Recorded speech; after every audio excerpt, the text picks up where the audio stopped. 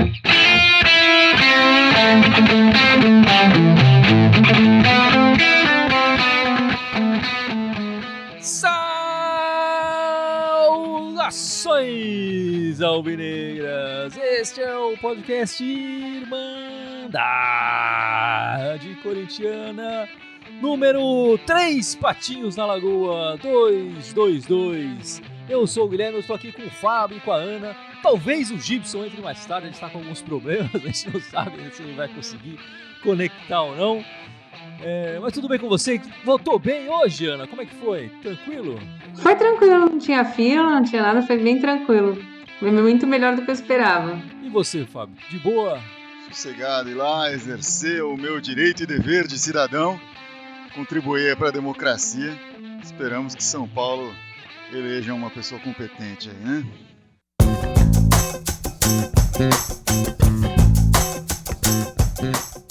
Bom, meus amigos, essa semana o Corinthians jogou apenas uma vez a derrota contra o Atlético Mineiro ontem, né, no sábado. Mas no dia 15, que é hoje, domingo, o Mancini completa 30 dias de comando do Corinthians, né? Ele assumiu um pouco antes, já são 30 e poucos dias, mas o primeiro jogo dele foi no dia 15 de outubro, né? A vitória contra o Atlético Paranaense. Temos aqui 30 dias de mancinismo, genial Mancini, 3 vitórias, 2 empates e 3 derrotas. O que vocês estão achando do trabalho do Mancini até o momento?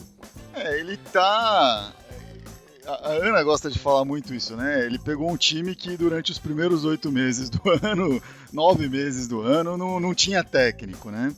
Não sei se eu concordo exatamente com essa frase, não tinha técnico, mas não tinha direção, não estava formatado, né? Tava indo para um caminho e aí teve que abandonar esse caminho e etc.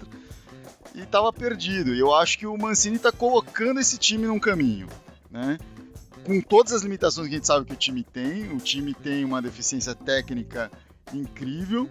Eu acho que o Mancini tá fazendo um bom trabalho. Eu não vou falar que ele está fazendo um trabalho genial, porque poderia estar melhor, sim, mas eu acho que ele tá, assim, dentro do que a gente viu de técnicos do Corinthians em 2020, ele tá se saindo melhor do que os demais.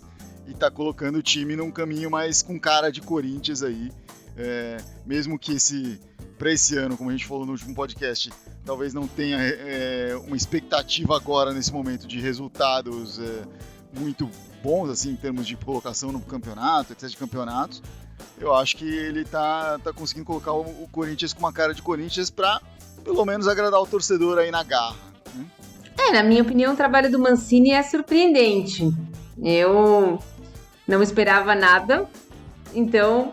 Assim, tudo falam da onde não espera nada, não sai nada, mas não é verdade. Saiu até bastante coisa. Ele tá tentando achar uma formação, por mais que a gente possa criticar, não joga o Cantígio, não joga o Arauz, mas ele tá tentando achar uma formação. Ele trouxe o Davó quando a gente perdeu os 2 centroavantes, o que não é fácil também, muitos desfalques. Ontem você podia fazer, acho que um time inteiro de desfalques, acho que só não tinha goleiro de desfalque. Mas o resto do time você montava, então não é fácil, ainda jogou de igual para igual com um time que é tecnicamente superior ao nosso. Então, assim, para mim ele faz um trabalho surpreendente, eu acho que poderia ter sido um pouco melhor na Copa do Brasil, mas, assim, não dá para culpá-lo também. Acho que se tivesse conseguido impor essa garra que a gente viu contra o Inter, contra o Atlético Mineiro, contra o América, a gente teria classificado, mas infelizmente não deu. Mas eu considero um trabalho surpreendente, assim, pra bom, não pra ruim. Eu acho que o Mancini tá surpreendendo mesmo. Eu também tô sendo um pouco surpreendido com o Mancini. Apesar de que quando a gente fez aquela primeira partida contra o Atlético Goianiense lá que foi adiado, enfim, tudo mais, que quando o Mancini ainda era treinador deles, eu falei, o Corinthians está completamente desorganizado e o Atlético Goianiense está organizado. O Mancini consegue organizar os caras e o nosso time não tinha formação nenhuma, né? Naquele momento nem se falava, nem se especulava no nome do Mancini como nosso treinador. Surpreendeu a todo mundo, né? Mas só pra gente passar os números aqui. Eu já passei, quer dizer, com os 30 dias de Mancini, são 3 vitórias, 2 empates e 3 derrotas. Os 8 jogos anteriores, antes do Mancini assumir, tivemos apenas uma vitória, né? 3 empates e 4 derrotas. Então, pelos resultados, já dá pra ver que o time melhorou um pouco. Em gols, né? O Corinthians com o Mancini marcou 8 gols e sofreu 11. 11, sendo que teve aquele 5-1 que a gente levou lá, aquela chapuletada que a gente levou do Flamengo, né? Agora, e nos outros jogos anteriores, né? Nos 8 jogos antes do Mancini assumir, o time tinha marcado 6 gols, quer dizer, o Mancini melhorou em 2, e apesar da derrota de 5-1, o time antes do Mancini chegar, dos 8 jogos anteriores, tinha sofrido 10 gols, quer dizer, se a gente tirar esse placar adverso que o Corinthians teve ali, elástico, a defesa também melhorou. Mas eu entendo sim, o time melhorou, o time tá numa direção. Eu acho que a gente viu, no tempo inteiro que a gente fez contra o Inter, e nesse tempo agora que a gente fez contra o Atlético Mineiro, acho que o primeiro tempo do Corinthians foi bom, até metade do segundo tempo estava razoável. Eu acho que essa é a direção que o Corinthians tem que ir. Um time com mais intensidade, com mais vontade, brigando por todas as bolas, que é algo que a gente não viu nunca. Esse ano a gente não tinha visto. Com o Thiago Nunes, com o Coelho, em nenhuma partida com esses dois treinadores a gente viu um time com tanta disposição assim como a gente viu nessa partida e meia, que a gente conseguiu com o Mancini. Então eu não tenho dúvidas que o time melhorou. E o Gibson chegou aqui na nossa live. Fala, Gibson! Mais atrasado que o Luan. Eita. Bateu um piriri aí na hora de entrar, foi?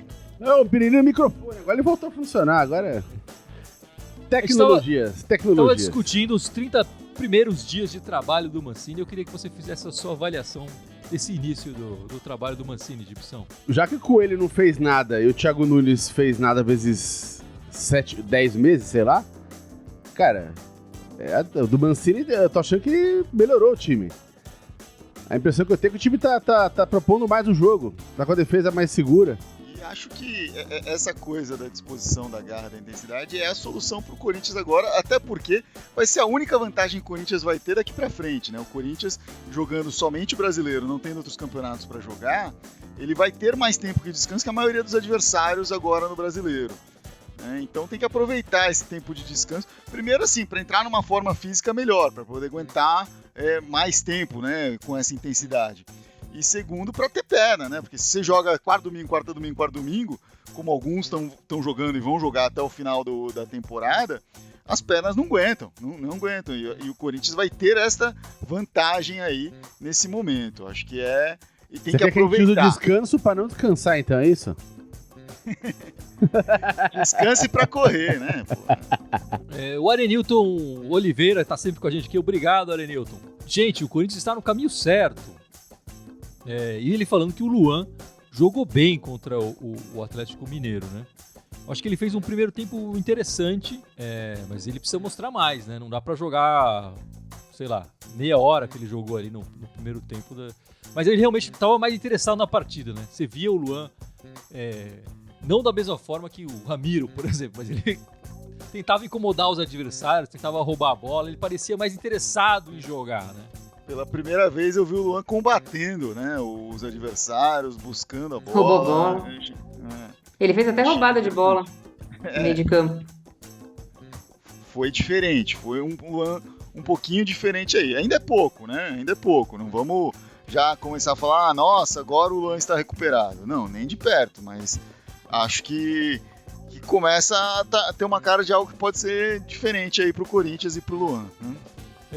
E o Adriano Ralf aqui, Marlon deu 2 gols pro Galo e 3 pro Flamengo.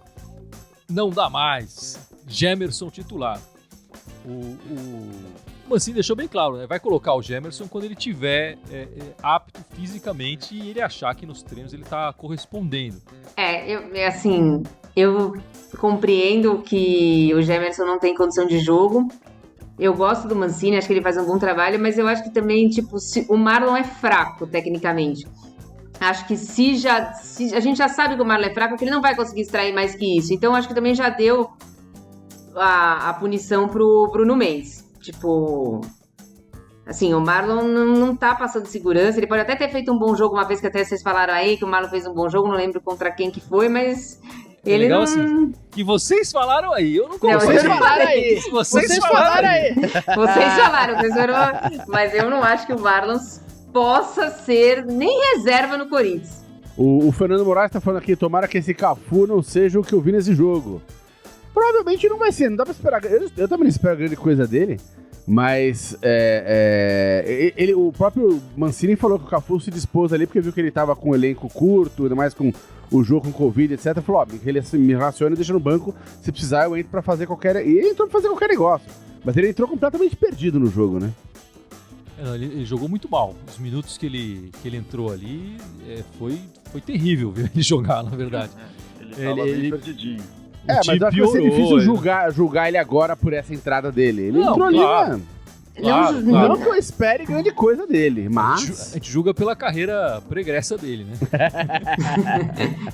Eu achei que ele tava tirando sarro da gente quando ele falou, me contrataram pelo meu histórico. Ele falou isso. Falei, pô, ele tirou sarro de nós agora. Acho até ok, vamos dar uma chance para outro jogador, corredor, sei lá o que e tal. Mas precisava fechar com ele até 2023? Será que o Corinthians não tem cacife para fazer um contrato? Se dos primeiros 6 meses você não se garantir, a gente pode dispensar sem problema nenhum. Ou fazer um contrato menor, de 1 ano. Fazer até 2023 é um pouco demais para um jogador, enfim, com esse histórico todo. Não é nada, né? Com esse histórico de atleta. Eu não quero ficar falando mal toda hora do genial Mancini, mas por que a entrada do Cafu antes do Cantide e do Arauz? Se ele mesmo falou que ele não tinha... Ele mesmo falou que o Cafu não tinha condições de jogo. E ficou claro isso nos minutos que ele não tinha a menor condição de jogar. Realmente é estranho, foi bem estranho essa... Ele, sei lá, contou com aquele... Tava esperando o sobrenatural, né? Tava esperando alguma coisa que... É o que eu tenho, o atacante que eu tenho aqui, vou colocar, vamos ver o que vai acontecer. De repente eu tenho uma sorte. Não foi o que aconteceu, né? Bota o Walter ali, mas não bota o cara que não tem condição de jogo. Mas até porque ele já chega com essa fama toda, né? A primeira impressão não foi grande coisa, enfim. A torcida já vai na próxima partida que ele entrar, seja daqui 1 semana, 2 semanas, 3 semanas, já vai lembrar dessa aqui. Ele já entrou mal uma vez, vai entrar mal uma segunda vez e já vai cair se matando em cima dele. Não interessa muito a circunstância de na primeira partida ele tava fora de forma, ele vai ter que falar isso toda vez. Então, eu tava mal, tava precisando entrar em ritmo de jogo. Toda vez ele vai ter que fazer essa ressalva. O Mancini pediu o Vargas. Aí o Andrés trouxe pra ele o Cafu. Acho que ele quis mostrar a diferença. Eu pedi aquele lá. Vocês me deram esse aqui, é isso aqui que vai dar. Tipo... Vamos comparar, né? Um do lado do outro ali. Aproveitar. Ver o que eu posso fazer aqui. Meus amigos. E eu acho que essa questão do Cafu, o que fica assim é que a diretoria é a culpada, né? Porque o Corinthians está afundado em dívidas. Essa semana diz que pagou-se os salários todos que estavam atrasados. Mas assim, para contratar jogador, o Corinthians perdeu completamente a força, né? Não tem dinheiro para pagar salário, não tem dinheiro para pagar transferência. Os jogadores que a gente contrata são todos que estão meio livres no mercado ou estão sendo dispensados. E aí fica mais difícil, né? Quando você está raspando o tacho para tirar alguma coisa boa, é complicado, né, Gibson? Raspando o tacho sem ter o Cifute, né? Ou com o Cifute destruído, né? É pior ainda, né? Pior ainda. Foi-se o tempo que o Corinthians trazia jogadores desconhecidos e eles davam certo, né? O Romarinho, o Paulinho, enfim, o Castan, o Felipe, zagueiro, enfim, tem vários aí, mas também, assim, não dá pra comparar, né? O que trazia antes e o que tá trazendo agora. Agora não tá, esses caras não estão dando certo de forma alguma. Então o Cifute não está sendo usado da forma adequada para isso, né? Mas o que fez os outros 3 times de São Paulo esse ano? Olharam para a base. E a gente só empresta. Tem 300 no Oeste, mais 200 na Ponte Preta. Será que não eram melhores do que esse que a gente está trazendo aí? Mas eu acho que assim, o Corinthians também não tem tido muita sorte com essa coisa de tentar aproveitar da base em alguns momentos, né? Primeiro tem essa série de contusões, outros que subiram também não conseguiram aproveitar a chance, se queimaram muito rápido, ou não se desenvolveram do jeito que deveriam. Aí pode falar do Marcial, do primeiro Mantuan, né? O próprio Pedrinho nunca foi o destaque que se esperava dele, o Carlinhos subiu, também não rendeu nada. E também, assim, nesses últimos 2-3 anos, a base do Corinthians não esteve tão forte quanto estava antes. né? Acho que a última grande geração da base trouxe Pedrinho e tal, foi aquela que subiram alguns, e depois foi uma base mais fraca que se aproveitou uma peça aqui, outra ali, algumas por pura necessidade, né? Tipo o Pipton, por exemplo, que subiu assim às pressas, né? Então eu entendo de certa forma por que o Corinthians não investiu na base da mesma forma que outros, porque não tem esses caras tão diferentes na base nesse momento, pelo menos não parece ter. Próximo jogo do Corinthians é contra o Grêmio, a pedreira, na Neoquímica Arena, domingo, num horário espetacular, 8h30 da noite, domingo, horário tradicional do futebol brasileiro. Contém ironia aqui nessa frase, só pra ninguém achar que eu tô falando sério. Vai ser bem complicado esse jogo, né, Ana? Vai ser, porque a gente não sabe o que o Corinthians esperar. Se for o Corinthians no primeiro tempo, a gente tem chance de jogar com o Grêmio de igual para igual. Se for o Corinthians no segundo tempo, infelizmente, eles vão perder o jogo de novo. A gente vai ter que ver que Corinthians vai esperar. No primeiro tempo, e no segundo tempo, no segundo tempo? Aí é capaz de empatar. O que é o mais provável. O Grêmio tá vindo, se não me engano, de 8 vitórias seguidas, né? São 4 no Brasileiro, mas tem na Copa do Brasil e na Libertadores, né? Ele teve um período ruim no primeiro semestre, né? Tava muita dúvida, chegaram a falar do Renato ir embora e tal, mas seguraram o Rojão e agora parece que entrou nos eixos de novo. Vai dar muito trabalho aí pro Corinthians, mas confio sim que se o Corinthians conseguir jogar com a intensidade que jogou no primeiro tempo do Atlético Mineiro, consegue tirar um bom resultado disso e quebrar essa sequência boa do Grêmio aí. O Inter, né, quando a gente enfrentou o Inter e ganhou do Inter, também vinha de uma sequência boa de resultados, né? De repente a gente vai repetir contra o adversário lá do Sul. O Corinthians e o Grêmio se enfrentaram 6 vezes na Neoquímica Arena. O Corinthians ganhou apenas uma vez, também foi derrotado apenas uma vez. A maior parte do resultado foram empates, né? Foram 4 empates, sendo que 3 desses empates foram 0-0. Enfim, a única vitória do Corinthians foi em 2014, na primeira partida contra o Grêmio na Neoquímica Arena, né? O gol do Guerreiro. Tá na hora da gente ganhar deles de novo na nossa casa. Vamos esperar aí para ver o que o genial Mancini vai armar para essa equipe. Ele vai ter retorno de vários jogadores importantes, né? Vamos ver o que ele vai armar aí. Eu não sei se o Casares, enfim, acho que pelo que eu me lembro, a conclusão, ele ainda teria que ficar mais um tempo fora, né? Falaram 10 dias, acho que já deu. Mas mesmo que não retorne Casares, tem o Otero, tem o Fábio Santos, tem o Xavier, tem o Jô, que ele, em tese, jogaria esse jogo no Atlético Mineiro, mas aí teve o caso do Covid, né? Pode ser que ele volte, no minimamente é uma opção para entrar no jogo, durante o jogo, né? Para não ter que colocar o Cafu de novo, sei lá.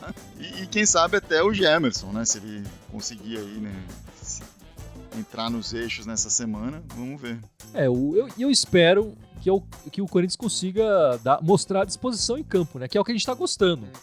Por mais que os resultados não tenham vindo, não tenha vindo nesse fim de semana, mas a vontade, a disponibilidade, a competitividade dos jogadores me agrada. Se o Corinthians continuar mostrando isso virar uma constante, eu acho que a gente pode esperar melhores resultados dessa equipe nesse final de temporada e especialmente pensando no ano que vem, né? Tem que usar esse final de ano, quando está meio no limbo ali, para se preparar para o ano que vem, para a gente ter um 2021 um pouco mais feliz, certo? O Rodrigo Vieira tá falando aqui que é um dos times mais limitados dos últimos anos. Concordo, sim, né? Completamente sem criação. Eu não consigo pensar num Corinthians recente tão isento de criação. Tinha ali minimamente um Jadson que fazia alguma coisa de vez em quando. Rodriguinho, né? Um Rodriguinho. Mesmo no ano passado já tinha o Jadson também, né? Tinha o Pedrinho, o Sornosa às vezes dava um lampejinho ali e tal. Agora a gente tá só com o Casares ali fazendo um pouco e teve durante alguns jogos, sumiu esse Otero, mas teve durante alguns jogos uma insistência, né? Uma intensidade ali do Otero, mas também nos últimos jogos que ele jogou não estava assim também, né? Então... Eu acho que esse comentário do Rodrigo Vieira revela que ele tem um coração de mãe, ele é um cara generoso, um cara bom, pra falar que é um dos times mais limitados dos últimos. Não, é de longe o mais limitado. Pô, Rodrigo, você tá sendo generoso, você é um cara generoso, cara. Tô vendo que seu coração é grande, cara. Esse time é muito limitado, tá louco, né? Bom, meus amigos, essa semana a Irmandade vai voltar a fazer o Vale a Pena Torcer de novo. Aê! Opa! Porque não tá valendo a pena torcer atualmente, né? Então, Então vamos trazer jogos antigos. A gente vai apelar pro coração, né? Pra memória afetiva. A gente vai estar assistindo aos jogos da fase final do Campeonato Brasileiro de 90, aqueles 6 últimos jogos do Brasileiro de 90, que é a fase eliminatória que é daquele campeonato, né? Os 2 jogos contra o Atlético Mineiro, os 2 jogos contra o Bahia e as 2 finais contra o São Paulo. A gente vai estar fazendo essa transmissão pela nossa live no Facebook e no YouTube. No YouTube, às vezes, a gente cai, né? Porque essa coisa de direito autoral e tal. Mas a gente vai tentar de novo. Mas se caiu no YouTube, né? Estaremos no Facebook. É o nosso primeiro campeonato brasileiro. Campeonato que mora no meu coração, porque eu pude acompanhar várias partidas ao vivo, em loco ali.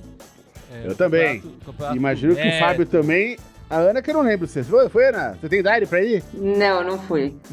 Não tem idade. É que nem o Ícaro. O Ícaro outro dia falou, eu tinha 2 anos. Eu falei, cara, você é muito moleque, Ícaro, caralho, mano. Muito bebê, né? Não dá. Ô, Gibson, aproveita que você tem o WhatsApp do Mancini e pede pra ele mostrar esses jogos pros jogadores, que é assim que a gente quer que eles joguem. Exatamente, né? É verdade. E só lembrando, as transmissões vão ser sempre às sextas-feiras, 9h30 da noite, na Irmandade, aqui no Facebook e no YouTube, né? Então fica ligado aí para assistir. Esses jogos são bem legais, são bem bacanas. As transmissões antigas, eu sou meio saudosista nesse sentido. Dava um show lá com o Silvio Luiz, Luciano do Vale. Tinha uma personalidade diferente, né? Os narradores incrementavam o jogo, né? E não atrapalhava, digamos assim. Mas bem legal, a gente fez a primeira temporada durante a quarentena, né? Assistimos os jogos da Libertadores, agora uma segunda temporada, uma mini temporada de só 6 episódios aí, né? 6 jogos, né? 6 jogos desse Brasileirão, a reta final desse Brasileirão, que foi fenomenal. A gente foi nos jogos no Pacaembu e no Morumbi, sensacional ali, né? E Fábio, você quer falar das meninas essa semana? Elas jogaram essa semana, né? Elas jogaram, sim, jogaram na quarta-feira, né? Contra o Taubaté. O último jogo da primeira fase do Paulista, ganharam de 4-0. O Taubaté estava invicto no campeonato até então, né? Só tinha vitórias também, enfim. Então o Corinthians conseguiu aí uma boa vitória, garantiu a primeira colocação no grupo. 4-0, 2 gols da Crivellari, 1 gol da Gabi Nunes e 1 gol da Grazi. O Corinthians joga amanhã pelo Brasileiro, pela semifinal do Brasileiro contra o Palmeiras. A segunda partida, a primeira foi 0-0, essa segunda agora é na Neoquímica Arena. E as meninas estão ansiosas aí para fazer uma diferença nesse resultado aí. E vão pegar agora na próxima fase do Paulista o Santos, ou seja, acabou a mamata aí nos jogos do feminino. É pegar o Santos no dia 19, tem o primeiro jogo na Vila Belmiro. E depois no dia 25, Corinthians e Santos na Fazendinha. Então, o Corinthians pega já na segunda-feira o Palmeiras, depois na quinta já pega o Santos de novo. E aí no fim de semana, passando pelo Palmeiras, já vai ter o primeiro jogo da final também do Brasileirão, né? Meninas indo pra cima, jogando muito. Bora pra conquistar esses 2 títulos aí, porque o masculino não vai erguer taça nenhuma. Então as meninas têm que erguer pra gente. Elas não costumam desapontar a gente. Não, estão jogando muito bem as meninas. Jogam muito. E vale a pena. Se você não acompanha o futebol feminino, vale a pena ficar ligado no futebol feminino, que as meninas estão dando show. Tudo que a gente critica aqui, o time masculino, as meninas não merecem nenhuma crítica. Merecem só os nossos aplausos. Amanhã vai ter transmissão, acho que da ESPN, ao vivo. Pra quem quiser acompanhar. Legal, Palmeiras, né?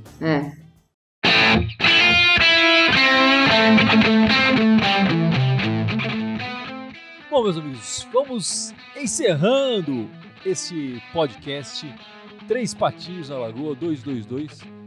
Mas não sei antes, o Gibson lembrar as nossas redes sociais, certo, Gibson? Aê, vamos lá então. Fala aqui o YouTube e Facebook, onde estamos ao vivo. Temos o Instagram, o Twitter, SoundCloud, iTunes, Spotify, Deezer, Telegram e TikTok, que é o novo vício do Guilherme. Todos eles Irmandade Corintiana com TH, só no Twitter que é Irmandade Timão. Você já entraram no TikTok? O negócio é viciante. Você começa a assistir um vídeo, quando você viu 2 horas assistindo dancinha e porcaria lá. Ou gols do Corinthians, né?